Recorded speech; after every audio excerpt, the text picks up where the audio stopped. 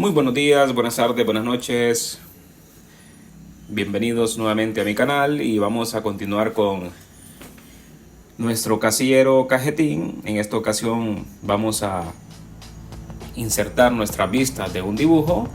Vamos a partir de un modelo 3 dimensiones. Ahí tenemos una pieza, la cual vamos a sacar las vistas y las respectivas medidas. Bien, tenemos ahí nuestra pieza ya elaborada en 3 dimensiones. En nuestra presentación ya tenemos nuestro formato A4, donde tenemos nuestros márgenes y nuestro casillero.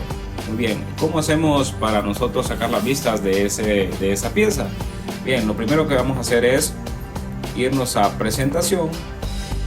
Nos vamos aquí donde dice base y nos vamos aquí donde aparece esta especificación a partir del espacio del modelo, que es la pieza que les acabo de mostrar, y le damos un clic.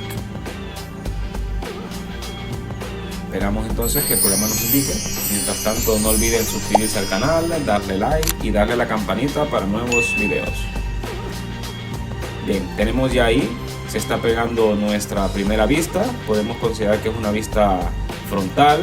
Vamos a colocarla en un sitio donde no nos vaya a afectar una vez que terminemos de pegar nuestras vistas, porque recordemos que después tenemos que darle las dimensiones o las acotaciones pertinentes. Vamos a colocarlo justamente ahí.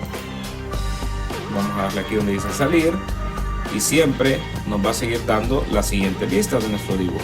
Por aquí podemos colocarlo. Vamos a colocarlo ahí. Y el otro, la vista superior, por ahí ya tenemos una vista frontal, tenemos una vista superior y una vista lateral. Y si nos vamos aquí y nos vamos de manera inclinada, nos va a dar el dibujo de manera isométrica. Y ahí prácticamente con esa información damos enter y nuestro dibujo automáticamente nos aparece de la siguiente manera. Y ahí vemos, observamos cómo se ve cada una de nuestros trazos en el dibujo. Y es así como nosotros podemos insertar un dibujo a partir de un modelo y sus respectivas vistas. Muy bien, no olviden suscribirse al canal, darle like y darle a la campanita para nuevos videos.